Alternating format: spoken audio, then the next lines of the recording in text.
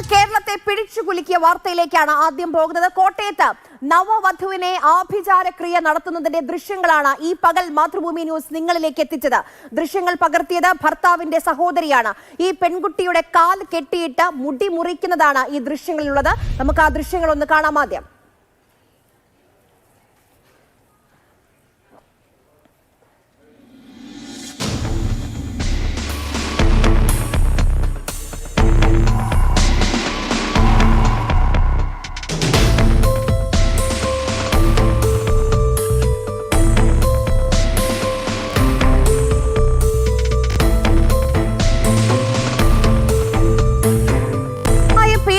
ഇരയായെന്ന യുവതി തന്നെ മാതൃഭൂമി ന്യൂസിനോട് വെളിപ്പെടുത്തി.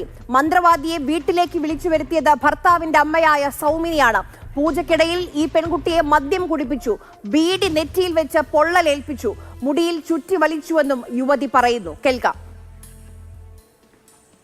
കോട്ടയം മണർകാട് ആഭിചാരക്രിയയ്ക്കും പീഡനത്തിനുമൊക്കെ ഇരയായ ആ പെൺകുട്ടി മാതൃഭൂമി ന്യൂസിനൊപ്പം ചേരുകയാണ്. ഇതിൽ എന്തായിരുന്നു നടന്നത്?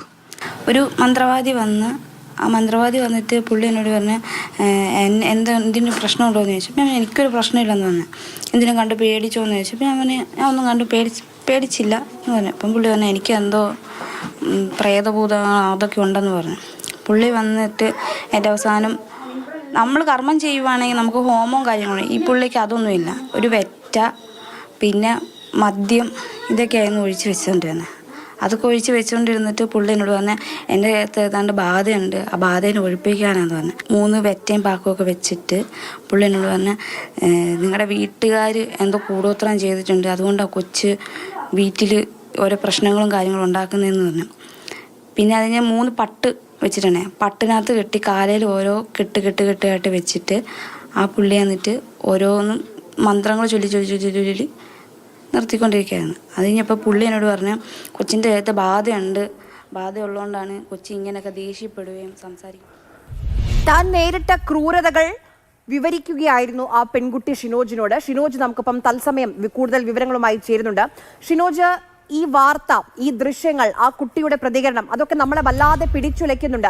നമ്മുടെ കേരളത്തിൽ ഇന്നും ഇങ്ങനെയൊക്കെ നടക്കുമെന്ന് വിശ്വസിക്കാൻ പ്രയാസമാണ്. ഇത് എപ്പോൾ നടന്നതാണ്? എന്തിനാണ് ഇങ്ങനെ ഒരു ആഭിചാരക്രിയ നടത്തിയത്? ഇപ്പോൾ ഭർത്താവിന്റെ അമ്മയാണ് മന്ത്രവാദിയെ വിളിച്ചതെന്ന് പറയുന്നു. ഈ പ്രദേശത്ത് ഈ മന്ത്രവാദി സജീവമായി ഈ ആഭിചാരക്രിയകൾ എത്ര കാലമായി നടത്തുന്നു? അമ്മയെ പിടികൂടിയോ?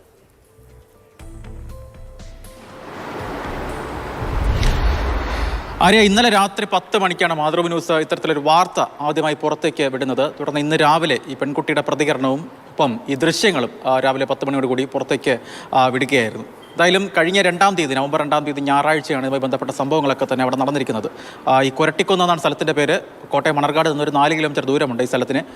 വളരെ ചെറിയൊരു വീടാണ്, വളരെ സാമ്പത്തികമായി അങ്ങനെ മെച്ചമുള്ള കുടുംബമൊന്നുമല്ല, വളരെ ചെറിയൊരു വീടാണ്. അവിടെയാണ് ഇത്തരത്തിൽ നമ്മുടെയൊക്കെ മനസാക്ഷിയെ പോലും ഞെട്ടിക്കുന്ന തരത്തിലുള്ള ഇത്തരത്തിൽ ഈ ആഭിചാരവും പൂജയും ഒക്കെ തന്നെ അവിടെ നടന്നിരിക്കുന്നത്. ഏകദേശം ഒരു 1.5 ആഴ്ച മുൻപാണ് ആ വീട്ടിലുള്ള ഈ അഖിൽദാസ് എന്ന് പറയുന്ന, ആകെ 3 മക്കളാണ്, ഇതിൽ മൂത്ത മകൻ അഖിൽദാസ് ഈ നട്ടാശ്ശേരി സ്വദേശിയായ പെൺകുട്ടിയെ വിവാഹം കഴിച്ച് വീട്ടിലേക്ക് കൊണ്ടുവരുന്നത്. അപ്പോൾ ഈ അവർ സംസാരിക്കുന്നതിനിടയിൽ തന്നെ ഇത്തരത്തിൽ ഈ പെൺകുട്ടിക്ക് ബാധയുണ്ട് എന്ന് ഭർത്തൃമാതാവും വീട്ടുകാരും ഒക്കെ തന്നെ ഉറപ്പിക്കുകയാണ്. ഈ ബാധ ഒഴിപ്പിക്കുന്നതിന് വേണ്ടിയാണ് ഇത്തരത്തിൽ തിരുവല്ല മുത്തൂർ സ്വദേശിയായിട്ടുള്ള ശിവൻ തിരുമേനി എന്നാണ് നാട്ടിൽ അറിയപ്പെടുന്നത്, ശിവദാസ് എന്നൊക്കെ വിളിക്കുന്ന ഇയാളെ ഇവിടെ കൊണ്ടുവരുന്നതും. നവംബർ 2-ാം തീയതി രാവിലെ 11 മണി മുതൽ രാത്രി 9 മണി വരെ ഏകദേശം 10 മണിക്കൂർ നീണ്ടു നിൽക്കുന്ന ഇത്തരത്തിൽ പൂജ എന്ന് പറയാൻ കഴിയില്ല, ക്രൂരമായ രീതിയിലുള്ള പീഡനം അവിടെ നടക്കുന്നത് അങ്ങനെയാണ്.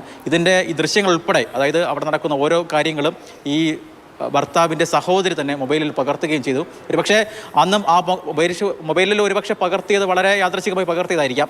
അന്ന് ആ പകർത്തിയത് പോലീസിനെ ഈ അന്വേഷണത്തിൽ ഈ കേസിൻ്റെ ഗ്രാവിറ്റിയെ സംബന്ധിച്ച് പോലീസിന് പോലും ഒരു വ്യക്തത ഉണ്ടാകുന്നത് ഈ ദൃശ്യങ്ങൾ പോലീസ് കസ്റ്റഡിയിലെടുത്ത് പരിശോധിക്കുന്ന സമയത്താണ്. എന്തായാലും ഈ പ്രധാനമായും ഈ അതായത് വിവാഹം കഴിപ്പിച്ച് കൊണ്ടുവന്ന പെൺകുട്ടി, ആ പെൺകുട്ടിയുടെ കുടുംബത്തിൽ 1-2 മരണങ്ങൾ കഴിഞ്ഞ കാലങ്ങളിലൊക്കെ തന്നെ ഉണ്ടായിരുന്നു. ആ മരണങ്ങളിലുണ്ടായിരുന്ന ആത്മാക്കൾ ഈ ബാധയൊക്കെ തന്നെ ഈ പെൺകുട്ടിയുടെ ശരീരത്താണെന്ന് പറഞ്ഞുകൊണ്ടാണ് ഇത്തരത്തിൽ ബാധ ഒഴിപ്പിക്കുന്നതിന് വേണ്ടി ഈ പൂജാരിയെ ഈ കുടുംബ വീട്ടിലേക്ക് വിളിച്ചു വരുന്നത്. ഭർത്തൃമാതാവാണ് ഇതിന് മുൻകൈ എടുക്കുന്നത്. ഭർത്തൃമാതാവ് തന്നെയാണ് ഈ തിരുവല്ലയിലുള്ള ആളെ ഇങ്ങോട്ട് വിളിച്ചു വരുന്നത്. ഈ പറയുന്ന പൂജാരിക്ക് നേരത്തെ തെങ്ങ് കയറ്റം തേങ്ങക്കച്ചവടം ഒക്കെയാണ് എന്നാണ് നമുക്ക് നാട്ടിൽ നിന്ന് മനസ്സിലാക്കാൻ കഴിയുന്നത്. ഈ അടുത്തിടെയാണ് ഇത്തരത്തിൽ പൂജ, അതുപോലെ മന്ത്രവാദമൊക്കെ പരിപാടികളുമായി ഈ പറയുന്ന ശിവൻ തിരുമേനി എന്ന് വിളിക്കപ്പെടുന്ന ആൾ മുന്നോട്ട് ഇറങ്ങുന്നത്. എന്തായാലും അതുമായി ബന്ധപ്പെട്ട് എന്താണ് ഇതുമായി ബന്ധപ്പെട്ട് കൂടുതൽ നടന്നതെന്ന് ആ ദൃശ്യങ്ങൾ തന്നെ വ്യക്തമാണ്. കാരണം ആദ്യം ആ പെൺകുട്ടിയുടെ കൈകാലുകൾ, യുവതിയുടെ പ്രതികരണവും നമ്മളോട് അവിടെ നടന്നത് എന്താണ് എന്ന് എന്ന് വ്യക്തമായി പറയുന്നുണ്ട്. അമ്മയ്ക്കായുള്ള തെരച്ചിൽ ഇപ്പോൾ ഊർജിതമായി നടക്കുകയാണ്. ഇതിപ്പോൾ ആദ്യത്തെ സംഭവമല്ല, ഒട്ടനവധി സംഭവങ്ങളായി ഇതുപോലെയുള്ളത് നമ്മുടെ മുന്നിലേക്ക് വരുന്നു. അപ്പോൾ നമ്മുടെ നിയമ സംവിധാനങ്ങൾക്ക് എന്ത് ചെയ്യാൻ കഴിയും എന്നൊരു ചോദ്യം കൂടിയുണ്ട്. നമ്മുടെ സംസ്ഥാന സർക്കാരിന് എന്ത് ചെയ്യാൻ കഴിയും? 14ാം നിയമസഭയുടെ 15ാം സമ്മേളനത്തിൽ എം മുകേഷും പുരുഷൻ കടലുണ്ടിയും അതോടൊപ്പം കെയും അരുണും പി ഉണ്ണിയും ചോദിച്ചൊരു നക്ഷത്ര ചിഹ്നമിട്ടൊരു ചോദ്യമുണ്ടായിരുന്നു. അതായത് ജൂൺ 10, 2019 ഈ ഒരു ചോദ്യം അവർ ചോദിക്കുന്നത്. മഹാരാഷ്ട്ര മാതൃകയിൽ അന്ധവിശ്വാസത്തിന്റെ ഉന്മൂലനത്തിന് വേണ്ടി നിയമ നടപടികൾ സ്വീകരിക്കുന്നത് ആലോചിക്കുന്നുണ്ടോ എന്നുള്ളതായിരുന്നു ആ ചോദ്യം.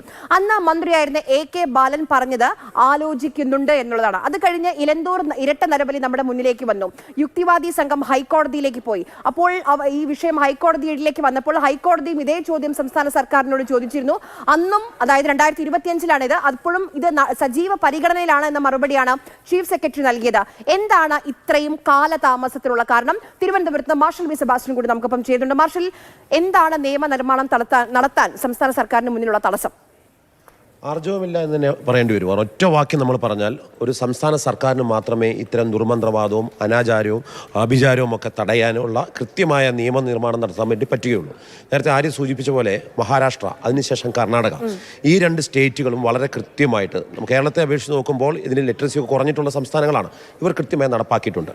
ഇതിനൊക്കെ മുമ്പ് VS സർക്കാരിൻ്റെ കാലത്ത് സന്തോഷ് മാധവൻ എന്ന് പറയുന്ന ഒരു ആൾദൈവം, ആ ആൾദൈവം നടത്തിയിട്ടുള്ള കുറ്റകൃത്യങ്ങൾ വന്ന സമയത്ത് ആദ്യമായിട്ട് ഇത്തരം അനാചാരങ്ങളും ഇത്തരം അന്ധവിശ്വാസങ്ങളും ചൂഷണവും തടയാൻ വേണ്ടിയിട്ട് ഒരു നിയമനിർമ്മാണത്തെക്കുറിച്ച് VS സർക്കാർ ആലോചിച്ചു. അതിനകത്തൊരു കരട് പോലും വന്നില്ല. അതിനുശേഷം വന്ന ഉമ്മൻചാണ്ടി സർക്കാരിൻ്റെ കാലത്ത് ആഭ്യന്തരമന്ത്രിയായിട്ട് രമേശ് ചെന്നിത്തല ഇരിക്കുമ്പോൾ നമ്മുടെ മുൻ DGP ആയിരുന്ന ഹേമചന്ദ്രൻ ഒരു കരട് റിപ്പോർട്ട് തയ്യാറാക്കി. അതിനകത്ത് വളരെ കൃത്യമായിട്ട് പറഞ്ഞിരുന്നു എന്താണ് ആചാരം, എന്താണ് അനാചാരം എന്നുള്ള ഒരു, അതാണ് ഏറ്റവും വലിയ തടസ്സം ഇതിന്. സാധാരണ രീതിയിൽ എല്ലാ മതവിഭാഗങ്ങളിലും ആചാരങ്ങളും ചടങ്ങുകളുമുണ്ട്, എന്നാൽ ആഭിചാരങ്ങളില്ല, അനാചാരങ്ങളുമില്ല. ആഭിചാരം എന്ന് പറയുമ്പോൾ ഞാനോ അല്ലെങ്കിൽ ആരെയോ എനിക്ക് അമാനുഷികമായ ഒരു ശക്തിയുണ്ട്, ഞാൻ ഇന്നത് ചെയ്തു തരാം, അല്ലെങ്കിൽ നിങ്ങളുടെ ദേഹത്ത് മറ്റൊരു ശക്തിയുണ്ട്, അതിനെ മാറ്റാനുള്ള ശക്തി എനിക്കുണ്ട് എന്നുള്ള രീതിയിലേക്ക് ചൂഷണം ചെയ്യുക. ചൂഷണം പല രീതിയിലാണ്. അത് ലൈംഗികമായ ചൂഷണമുണ്ട്, സാമ്പത്തികമായ ചൂഷണമുണ്ട്, എല്ലാം തന്നെ ഇതിൽപ്പെടും. ഇത് നാട്ടിൻപുറത്തെല്ലാം വ്യാപകമാണെന്ന് കണ്ടിട്ടാണ് അന്നത്തെ ആഭ്യന്തരമന്ത്രി ഒരു ബില്ല് തയ്യാറാക്കാൻ വേണ്ടി പറഞ്ഞത്. ആ ബില്ല് തയ്യാറാക്കി നിയമസഭയുടെ മുമ്പിലേക്ക് വന്നു, അവതരിപ്പിച്ചു പോലുമില്ല. അതിനുശേഷം PT തോമസ് അദ്ദേഹം സ്വകാര്യ ബില്ല് അവതരിപ്പിച്ചു കേരള നിയമസഭയിൽ. ഇത് തടയാൻ വേണ്ടിയുള്ള ബില്ല് വന്നു. KD പ്രസേനൻ CPM-ന്റെ, ഇവർ രണ്ടുപേരും സ്വകാര്യ ബില്ല് അവതരിപ്പിച്ചിട്ടുണ്ട്. അതും സ്വകാര്യ ബില്ല് എന്ന രീതിയിലേക്ക് വരുമ്പോഴെല്ലാം സംസ്ഥാന സർക്കാർ പറയാൻ ഞങ്ങൾ ഇതിന് ബില്ല് തയ്യാറാക്കുന്നില്ലോ എന്നാണ്. അങ്ങനെയാണ് KT തോമസിനെ മുൻനിർത്തിക്കൊണ്ട് അദ്ദേഹം ഒരു നിയമനിർമ്മാണം എങ്ങനെയായിരിക്കണം എന്നുള്ളൊരു നിയമം തയ്യാറാക്കിയിട്ട് സർക്കാരിന് മുന്നിൽ വെച്ചു.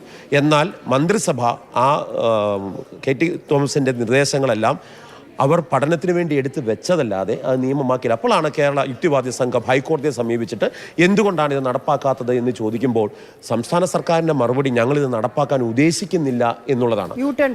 അവിടെയാണ് ഞാൻ പറഞ്ഞത് എന്തുകൊണ്ട് ഇത് നടപ്പാക്കാൻ ഉദ്ദേശിക്കുന്നില്ല എന്ന് പറഞ്ഞാൽ ഈ പിണറായി സർക്കാരിനും ഇതിനുള്ള ആർജവമില്ലാതായി എന്നുള്ളതാണ്. കാരണം എല്ലായിടത്തും എല്ലാ MLA-മാരും എല്ലാ രാഷ്ട്രീയ പാർട്ടിക്കാരും എല്ലാ മതസാമുദായിക സംഘടനകളും ഒരേ സ്വരത്തിൽ പറയുന്ന ഒരു കാര്യമാണ് ആഭിചാരം, അനാചാരം, ഇത്തരം തടിയുടെ തപ്പിടുന്ന് നമ്മൾ പറയും, ഇത്തരം കാര്യങ്ങളെല്ലാം മാറ്റണമെന്ന്. അപ്പോൾ ഇതിനാരാണ് നിയമം ഉണ്ടാക്കേണ്ടത്? ഇതിനാരാണ് തടസ്സം നിൽക്കുന്നത്? രണ്ട് കാര്യങ്ങളാണ്.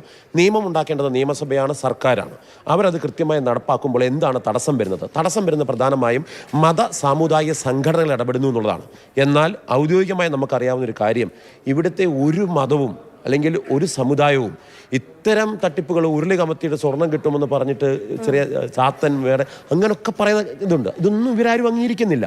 അപ്പോൾ ഇവിടെ മതസാമുദായിക സംഘടനകൾക്ക് എന്തെങ്കിലും സംശയമുണ്ടെങ്കിൽ, നേരത്തെ പറഞ്ഞതുപോലെ ആചാരവുമുണ്ട് അനാചാരവുമുണ്ട്, ഈ ആചാരവുമായി ബന്ധപ്പെട്ട എന്തെങ്കിലും ഈ ഒരു നിയന്ത്രണം വരും. അങ്ങനെയാണെങ്കിൽ അത് ബോധവൽക്കരണത്തിലൂടെ അല്ലെങ്കിൽ അവരുമായി ഒരു ചർച്ച നടത്തി അതൊക്കെ സംസാരിക്കാൻ എത്ര സമയം, എത്ര കഴിഞ്ഞു പോയി? അത് നടക്കണമെന്നുണ്ടെങ്കിൽ സ്വാഭാവികമായിട്ടും ഈ ഒരു കരട് ബില്ല് നിയമസഭയിൽ വരണം. നിയമസഭയിൽ കരട് ബില്ല് വന്നിട്ട് ശേഷം അത് ആ നിയമസഭ ചർച്ച ചെയ്തതിന് ശേഷം സബ്ജക്ട് കമ്മിറ്റിക്ക് പോകുന്നതിന് മുമ്പെങ്കിലും ഇവരുടെ എല്ലാം ഒരു അഭിപ്രായം തേടാം. നേരത്തെ ആര് പറഞ്ഞ പോലെ ആ അഭിപ്രായ തേടലൊക്കെ വരണമെങ്കിൽ തന്നെയും ഇതിനൊരു കരട് വന്ന് ഇത് നിയമസഭയിൽ വെക്കണ്ടേ? അതിന് സർക്കാർ തയ്യാറായിട്ടില്ലെന്നുള്ളത്. 2023 അത് സ്റ്റോപ്പ് ചെയ്ത് വെച്ചിരിക്കുന്നത്.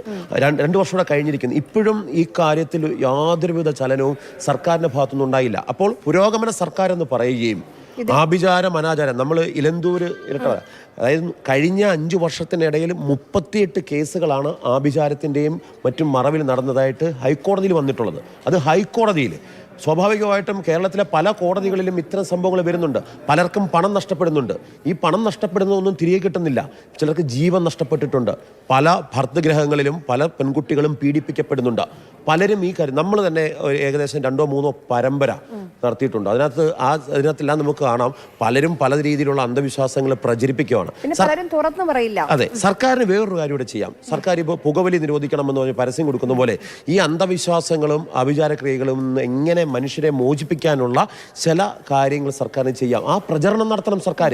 മാജിക്കൽ റെമഡി ആക്ട് പ്രകാരം ഇത് നടപ്പാക്കണമെന്ന് 1957 മുതൽ പറയുന്നതാണ്. അന്ന് തൊട്ട് ഇന്ന് വരെയുള്ള ചരിത്രം പരിശോധിച്ചാൽ സംസ്ഥാന സർക്കാർ പോലും ഇതിനകത്തൊരു മെല്ലപ്പോക്ക്, ഒരു പിന്നാക്കം പോകുന്നു. പുരോഗമന സർക്കാർ എന്ന് പറയുമെങ്കിലും ഇവർക്കും ഇതിനകത്തൊരു ഭയമാണ്. വാക്കുകളിൽ മാത്രമാണ് ഇപ്പോൾ പുരോഗമന സർക്കാർ എന്ന് നിൽക്കുന്നത്. കാര്യത്തോട് യാഥാർത്ഥ്യത്തോട് വരുമ്പോൾ കാര്യങ്ങൾ നടപ്പാക്കുന്നില്ല. അല്ലെങ്കിൽ ഇതുമായി ബന്ധപ്പെട്ട് കുറേ അധികം വാർത്തകൾ ഇപ്പോൾ മാർഷൽ പറഞ്ഞ പോലെ 1-2 അല്ല, ഒട്ടനവധി സംഭവങ്ങൾ നമ്മുടെ മുന്നിൽ തന്നെ, നമ്മുടെ ഓർമ്മയിൽ തന്നെയുണ്ട്. അപ്പോൾ സംസ്ഥാന സർക്കാരിന് ചെയ്യാൻ കഴിയുന്ന കാര്യങ്ങളുണ്ട്. എന്തുകൊണ്ട് ചെയ്യുന്നില്ല എന്നുള്ളതിന് സംസ്ഥാന സർക്കാർ തന്നെയാണ് മറുപടി പറയേണ്ടത്.